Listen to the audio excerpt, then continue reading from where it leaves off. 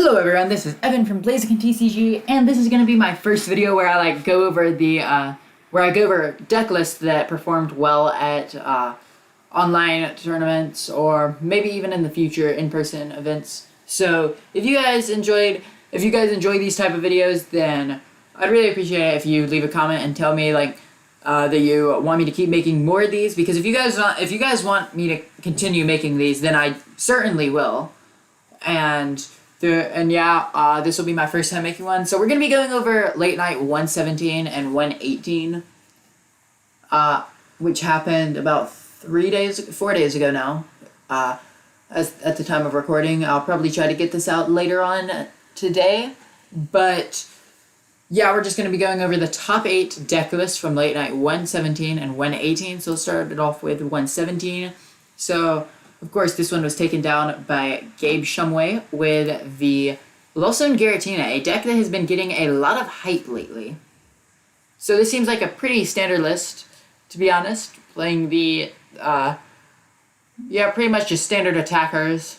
You have the Tina, Sableye, and Cram as your main attackers. Even Ninja can be okay in some situations.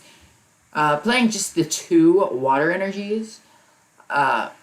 Just so you can attack with Greninja, and if you really need it, you can attack with it. But for the most part, they're probably just going to be putting down Manaphy right away, just because if you start on Comfy, they're going to think you're playing Lost Box or Giratina. So they're going to put down Manaphy right away most of the time. So a lot of times Greninja's not going to be too helpful, but it can be good in some niche situations against Guardy or Lost Box. And then playing the cross switchers, which is very interesting. But I do actually kind of like the cross switchers rather than boss. Well, he is playing boss as well, 1 boss, as well as the 4 switchers. So very, very interesting list, but seems to be working for Gabe Shumway, because that won the late night. Then we have Single Strike Urshifu Lugia in second place. So this one is playing the Single Strike Urshifu to deal with Duraludon, and then Gardevoir rather than Serena. Kind of interesting. This might be the new norm for Lugia, but I think Serena is definitely still the way to go, because if you're not playing Serena, when you're playing against Lost Box, they can just Moonlight Shuriken 2 Archeops and then use Lost Mine to knock them both out at one time, and boom, your energy acceleration is gone for the rest of the game. So I think Serena is still the way to go. But other than that, seems to be pretty standard. All around solid Lugia list. Hits hard, and if you get set up, hits consistently. In third place, we have the Inteleon Urshifu list that won NAIC. This one's more of a Squawkabilly build, so you basically just try and turbo through the deck and get everything set up turn 1. I do like the inclusion of Drapion V, because if you're not playing Drapion V or Spiritomb, then this deck completely auto-loses to Mew.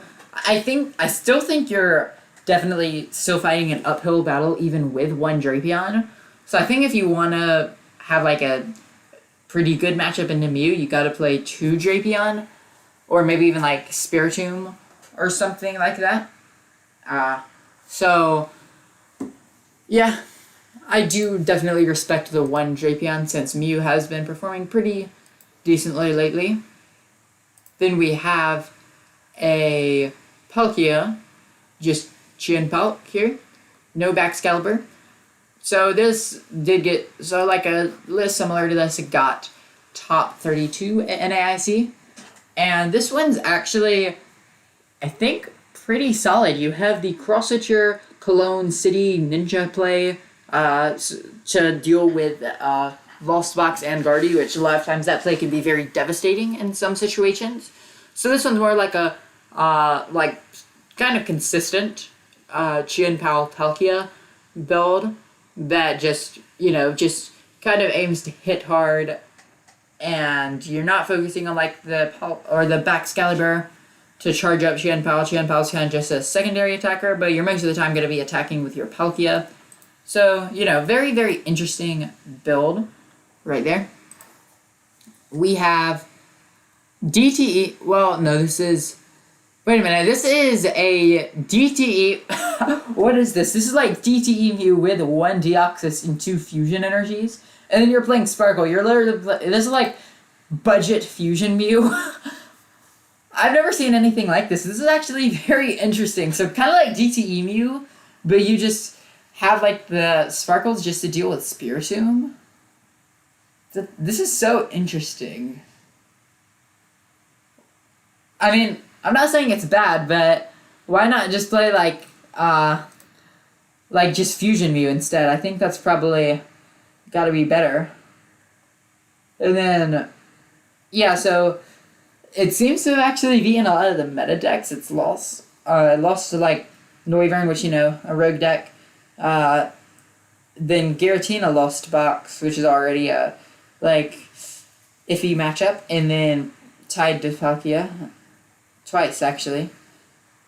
That is so interesting, to be honest. Wow. Okay. Then we have yet another Palkia. Oh, this one looks to be pretty spicy, not gonna lie. This one's playing the Suicune V and Starmie V. Very, very interesting here. And then Bravery Charms. Wow. And then the one of Capturing Aroma also. So a lot of interesting tech inclusions in this list. Still at its core like a Palkia, but this one's only playing 2/2 lane, so I'd imagine this one's probably not as consistent as the other one. But you do have Suicune just to get that extra little bit of dig in the early game, just to kind of get everything set up. Then we have Neo Erlandson with the Xianpao Baxcalibur deck. This one's kind of the turbo one that plays like the Cross Switcher, Cologne, and then Arc play. I think this is probably the best way to play Xianpao Baxcalibur right now, kind of the turbo one. And then also playing the Mew as well, just pretty much for the same reason as Guardy. Sometimes like you open an unplayable hand and Mew is all you can do to get that VIP pass just to get into the game. So pretty powerful, kind of like one of those wombo combo type lists. Then in 8th place we have the Lost Box, which this one is, I believe, Turbo. Yeah, Turbo. This one's playing the triple Sableye and then Pidgeot V as well, which basically the idea of Pidgeot V is, and it's really good in the matchups where you don't want to place down a V Pokemon, because you can use Pidgeot V and then Force Seal Stone and then shuffle it back into the deck. But I don't know how worth it is to play Pidgeot V. It seems interesting, and also it's a way to basically ensure you never deck out if you have to. So you can just draw through as much of your deck as you want. But I feel like in a lot of matchups where you do want to be utilizing the V Pokemon, it's just going to end up in the Lost Zone. This one's also playing Temple of Sinnoh. I don't understand why. Yeah, I don't think there's really any need. Well, this one's playing like double Roxanne, so this one's actually kind of more like a disruption-based Turbo Lost Box build. So I think the idea is to give you a bit of a better matchup into Lugia. You go Temple, then Roxanne, and then take a knockout. And then they have to find a stadium bump to start attacking again. So I think that's kind of the idea. So actually a very, looks to be like very solid disruption-based build. So that's it for Late Night 117. Let's go to Late Night 118. And this was won by a Lost Box deck. So this one is pretty much just consistent, pretty straightforward turbo. This one is playing the Hawlucha, which I know a lot of the turbo Lost Box decks have been cutting lately, but it's really good in the mirror because you can knock out like 2 Comfeys or a Comfey and a Manaphy at once with Sableye. Also can be good against like Guardy because you can knock out 2 routes with a Sableye. And this one's also playing Bravery Charm, which is kind of a tech for Arcdura, because this basically ensures you're always going to get 2 Dragon Gales per game, because Arcdura doesn't play anything like Lost Vacuum. So normally their main way of getting rid of Dragonite is going to be use Duraludon VMAX with both a Lost City and a Choice Belt to go ahead and Lost Zone that Dragonite. But with Bravery Charm, you're always going to have 2 hits with Dragon Gale each turn. So, pretty solid right there. Pretty solid list. Then, in second place, we have another list, another Lost Box deck. This one's more like, just more like standard turbo. This one is playing the Roxanne to give you an edge in the mirror.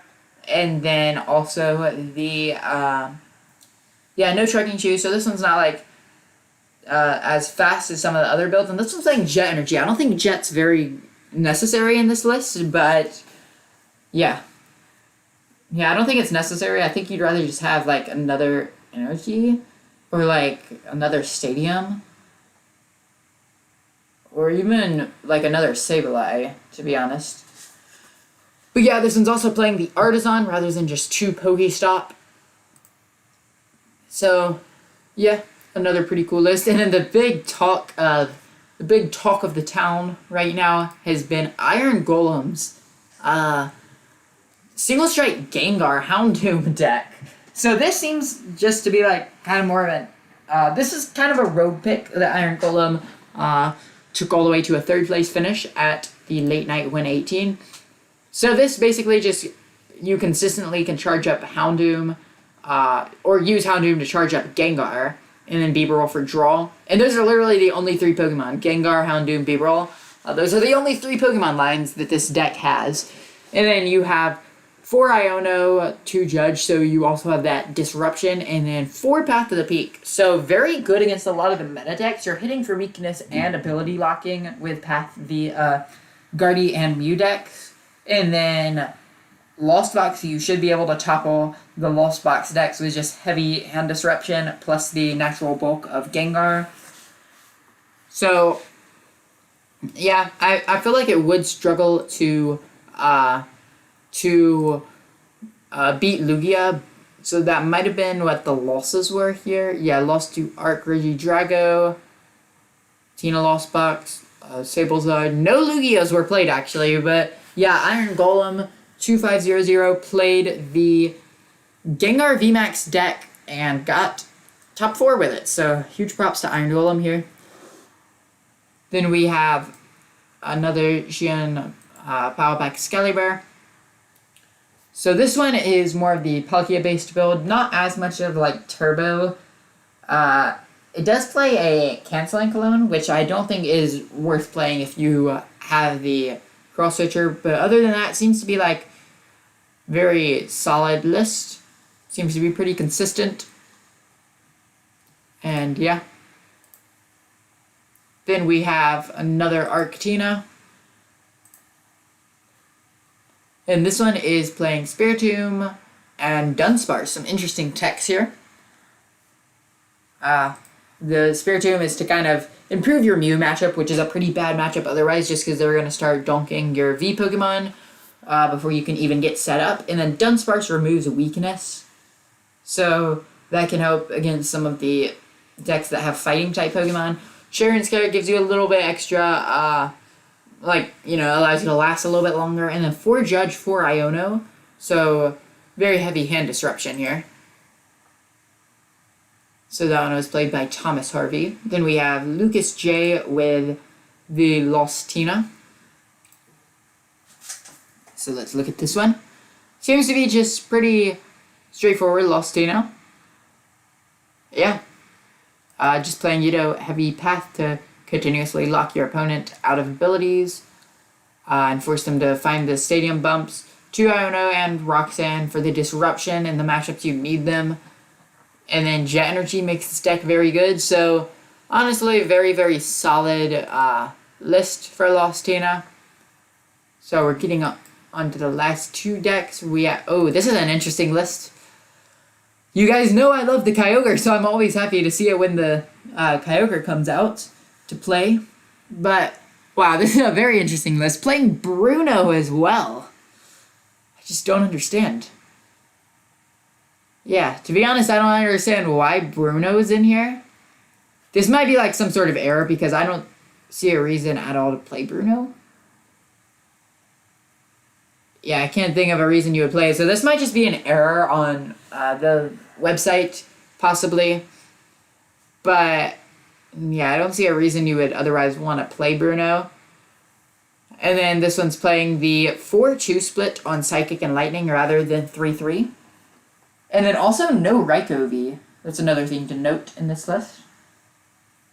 And then no Pokestop as well. This is quite a interesting list. I've never quite seen a Kyogre list, but it clearly worked because this person went 10, 2, and 3. So, yeah.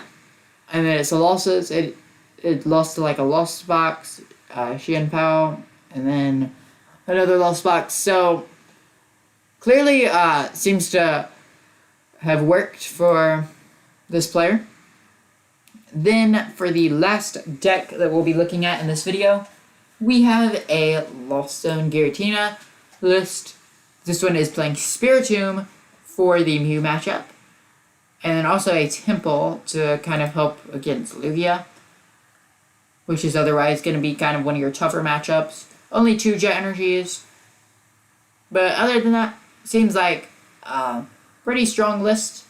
So there you have it, guys. Those are all the lists that I'll be going over for this video. If you enjoyed this video, I would really appreciate it if you would leave a like and subscribe. I've been putting a lot of work into making videos, and I'm trying to upload like almost daily. So yeah. So thanks for watching. Make sure to like and sub, and I'll see you guys in the next one. Bye.